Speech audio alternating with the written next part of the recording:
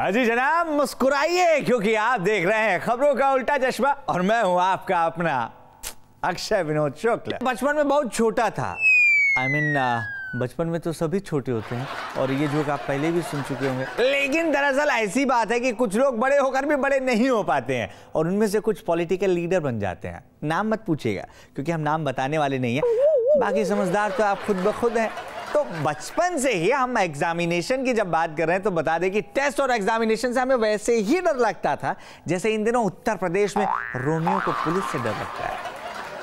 और जिस तरीके से दिल्ली के सीएम अरविंद केजरीवाल जी ईवीएम के नाम से डर जाते हैं, या आप ये भी कह सकते हैं कि जिस तरीके से विराट कोहली से विरोधी टीम के गेंदबाजों को डर लगता है, एग्जाम से ठीक पहले हमको भी वैसे ही डर लगता था। लेकिन हाँ, एक चीज आपने भी गौर की होगी कि एग्जाम से ठीक पहले जो कॉलेज का स्टूडेंट होता है ना, वो बिल्कुल दबंग फिल्म के सलमान खान की तरह टशन में घूमता है।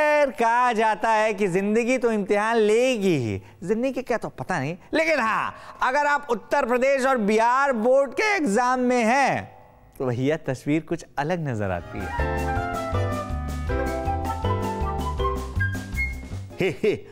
ए सर्किट, वैसे अपने को ये तस्वीर देखकर फिल्म मुन्ना भाई एमबीबीएस की याद आ रही है। आपको भी याद है ना? तो ये जो समझते हैं कि नकल करना उनका जन्मसिद्ध अधिकार है, उन्हें अगर कभी सख्त माहौल में एग्जाम देना पड़े तो गजब गजब आंसर लिखते हैं भाई साहब। कुछ नमूने हम आपको दिखा देते हैं। सवाल है कि दीवानी मामले क्या होते हैं, स्पष्ट करिए। अब छात्र ने इस सवाल का जो जवाब दिया है, आए हाय दिल जीत लेगा ये किसी का। अरे जवाब इस तरह है कि दीवानी मामले जब एक लड़की दूसरे लड़के को बहुत चाहने लगते हैं, उसे इतना चाहते हैं कि उसकी याद में अपना सारा काम भूल जाते हैं। दीवानी मामला सिर्फ समय की बर्बादी है। किसी भी युवक को दीवानी मामले में पड़ना ही नहीं चाहिए। 21 साल से कम उम्र का लड़का और 18 साल से कम उम्र की लड़की अगर दीवानी मामले में पड़ते हैं तो ये कानूनन जुर्म है। अब बताइए कि कानून का बड़े से बड़ा जानकार भी दीवानी मामलों की इतनी जबरदस्त वाकया कर पाएगा क्या? पॉसिबल ही नहीं है। अब एक और तस्वीर आपको दिखा रहे हैं। सवाल था कि आजादी की लड़ाई में महात्मा गांधी जी का कितना बड़ा हाथ था। इस पर एक होनहार छात्र ने कैसा हूबहू जवाब दिया है, आप देखिए। और आप मुस्कुराए बगैर अगर रह गए तो आपको थोड़ा चेक कराना पड़ेगा कि क्या हो रहा है आपके साथ। अब एक और तस्वीर देखिए। इस छात्र से कहा गया कि उल्टा चोर कोतवाल को डांटे, इस मुहावरे का अर्थ बताइए। लेकिन इनोवेटिव ब्रेन इन्होंने यहां पर भी लगा लिया। वैसे उल्टा चोर कोतवाल को डांटे मुहावरे से हमें रविंद्र गायकवाड़ साहब की याद आ गई। वही चप्पल मार। सही पकड़े बाबू। एयर इंडिया के स्टाफ की जिसने चप्पल सैंडल से पिटाई की थी और फिर बड़े गुरूर से इस बात को मीडिया के कैमरों के सामने आकर कहा भी था, मैंने सैंडल से 25 मारा है जी, मारा है। मैंने सैंडल से 25 मारा है जी, मारा है। लेकिन इसके बाद हमारे गायकवाड़ साहब को एयरलाइंस की तरफ से बैन कर दिया गया। लेकिन जनाब का अहंकार आसमान से जमीन पर इतनी तेजी से आएगा किसी ने सोचा नहीं था और उनको आखिरकार माफी मांगनी ही पड़ी। अब खबर है कि रविंद्र गायकवाड़ के माफी मांगने के बाद उन पर जो बैन लगाया गया था वो हटा लिया गया है। तो चलिए हम भी कहीं बैन नहीं लगाते, हम भी आगे बढ़ते हैं सरपट। और अब आपको बता दें कि वक्त हो चला है हमारे उस सेगमेंट का जिसका नाम सुनकर ही आपके चेहरे पर मुस्कुराहट आती आए। ये हमको बहुत पसंद है, कसम बता रहे हैं। बिल्कुल।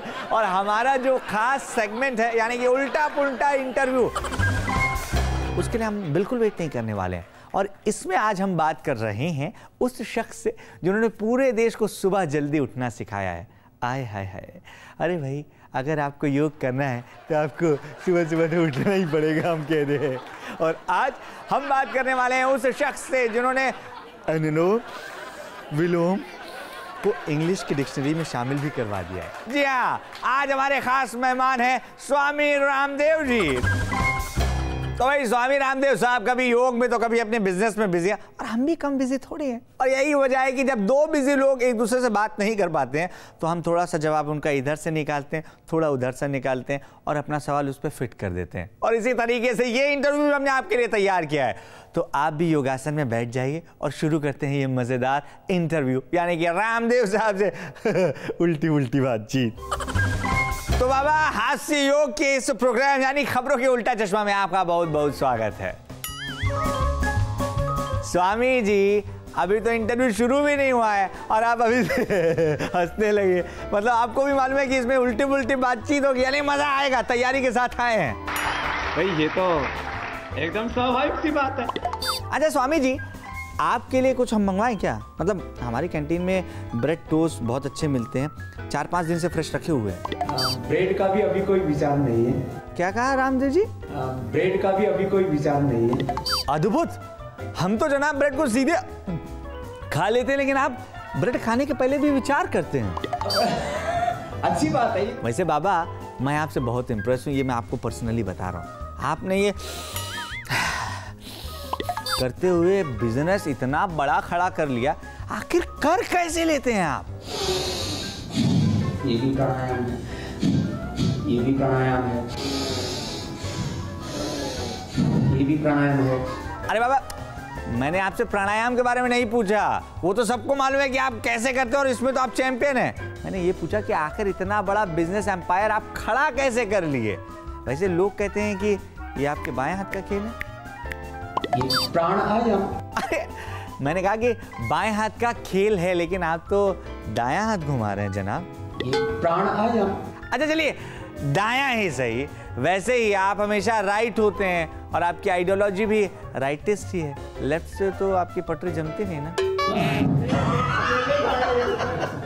वैसे आपने हाथ को जिस तरीके से टर्न किया ना, ऐसा लग रहा है कि अगर आप क्रिकेटर होते तो स्पिन बॉलिंग तो बहुत अच्छी करते। एक बार फिर से करके दिखाइएगा तो।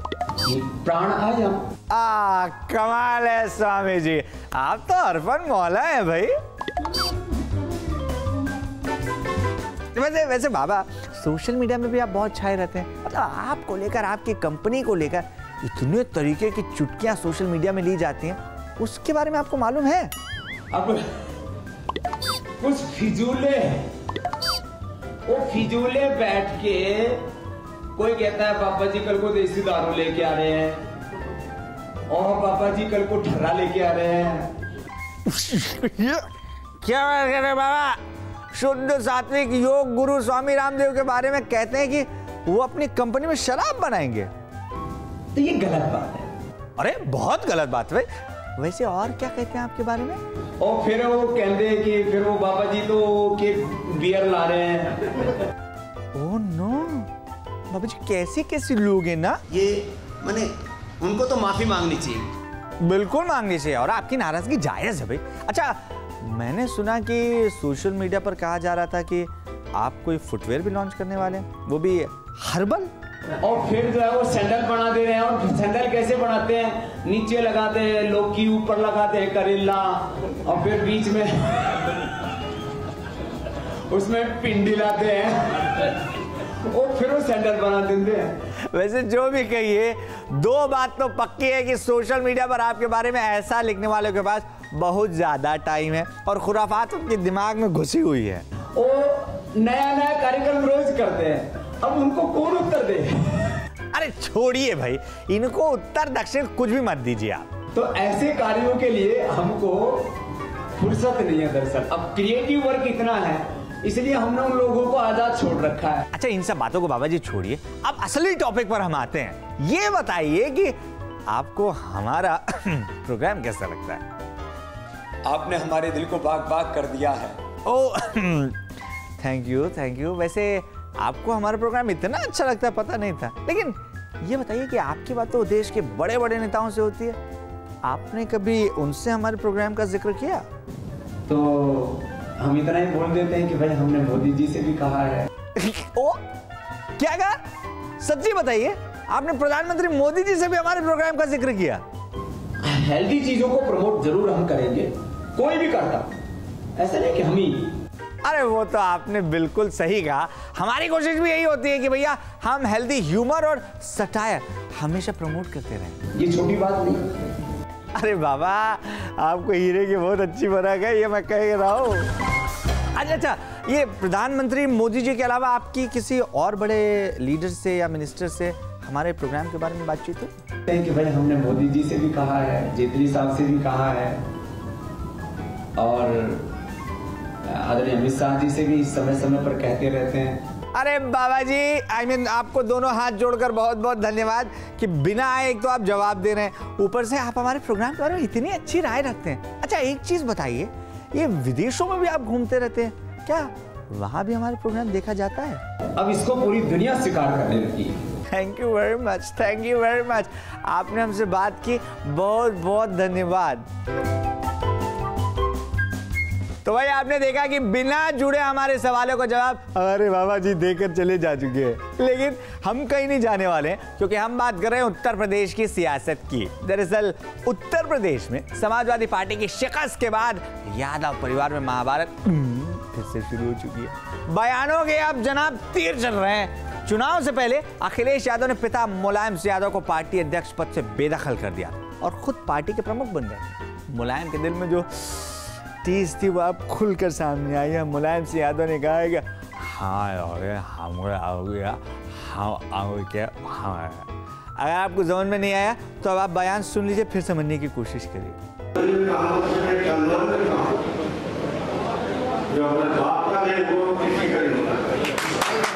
वाह, नेताजी का ये डायलॉग बॉलीवुड की फिल्म से बहुत इंस्पायर लगता है। लेकिन पापा जी के बाद चाचा जी भी पीछे कैसे रहते? उन्होंने भी अपने भतीजे यानी कि अखिलेश पर तंज दे ही मारा। और जो अपने माँ बाप का सम्मान नहीं करता तो वो जीवन में तरक्की नहीं कर सकता। वैसे यादव परिवार के आपसी खींचतान को लेकर छोटी बहू अपर्णा यादव ने भी चुटकी ले ली है। अब वो भी सुन लीजिए ना। वो हमारा भरोसा टूटा है और मुझे लगता है कि हार एक चश्मा भी दे जाती है। अच्छा चश्मा मिल गया, अपने परायों की मुझे पहचान हो गई। वैसे अपर्णा जी जिस चश्मे की बात करें, हमें यकीन है कि वो भी उल्टा ही चश्मा है। खैर, मुलायम खानदान के घमासान को लेकर हाथ से कभी चरणजीत जी ने भी एक चुटकी ले ही ली है। आप भी मुलाहिजा फरमाइए जनाब। और जितने भी देश में मुलायम सिंह की उम्र के लोग हैं उनको मैं अपनी तरफ से एक हिदायत और एक क्या कहें कि एक सजेशन या सुझाव देना चाहता हूं। उनको क्या करना चाहिए आज की स्थिति में कि उम्र जब 60 पार होने लगे कर ठाट, उम्र जब 60 पार होने लगे करो ठाट, ऐसे वैसे तर्कों पे बल मत दीजिए और जितना भी हो सके बनाओ खुद को सरल, बिना मांगे प्रश्नों के हल मत दीजिए, बिना वजह छेड़ो ना कमाते बेटे बहुओं को, पोते पोतियों को भी अकल मत दीजिए कि पोते पोतियों को भी अकल मत दीजिए, आखिरी ये मूल मंत्र सीखिए मुलायम से, मामले में बेटे के दखल मत दीजिए, मामले में बेटे के दखल मत दीजिए। भाई कहते हैं कि घर में बच्चे हो तो रौनक बनी रहती है और यही वजह है कि हमारे शो के जरिए आपके घर में हर हफ्ते बच्चे आते ही हैं और इसी वजह से आज भी हम कुछ मासूम बच्चों की दिलचस्प वीडियो आपको दिखाने जा रहे हैं। सबसे पहले इन नन्हे मुन्ने को आप देख लीजिए। उम्र महज 2 साल के करीब होगी। इनके सामने खाने और पीने की एक से बढ़कर एक आइटम पेश किए गए, लेकिन मुस्कुराते ये तभी हैं जब इनके सामने एक कोल्ड ड्रिंक रखी जाती है। वैसे मुझे तो लगता है कि इस वीडियो पर कोल्ड ड्रिंक बनाने वाले कंपनी की नजर पड़ी ही नहीं है, वरना इस टैलेंटेड बच्चे को तो ऐड अब तक मिल चुका होता। तो भाई आज खबरों की उल्टा चश्मा में इतना ही, लेकिन एक सेकंड जाने के पहले एक जरूरी बात हम आपको बता दें। आप भी अब खबरों की उल्टा चश्मा का हिस्सा बन सकते हैं। आपको करना इतना है कि मजेदार चुटकुले हैं या फिर व्यंग है तो आप वेट किस बात का कर रहे हैं, हमें भेजिए ना, हम उनमें से कुछ को सेलेक्ट करेंगे और अपने प्रोग्राम में शामिल भी करेंगे। इसके अलावा आप इस प्रोग्राम को लेकर अपनी क्या राय है उससे भी हमें वाकिफ करा सकते हैं। इसके लिए करना क्या है, अरे भैया ईमेल आईडी पर मेल भेजना है ना। ईमेल आईडी नोट करिए, खबरों का उल्टा चश्मा यानी कि KKUC@newsnation.in। तो भाई खबरों के उल्टा चश्मा में आज के लिए इतना ही, हमें दीजिए इजाजत। लेकिन हाँ, अलविदा कहना मुझे पसंद नहीं है ना, इसलिए कहूंगा खुदा हाफिज। जल्द आऊंगा दोबारा वापस करने आपकी टेंशन का मीट डाउन। टिल देन ऐसे ही मुस्कुराते रहिए, हंसते रहिए, तंदुरुस्त रहिए और बने रहिए न्यूज़ नेशन के साथ।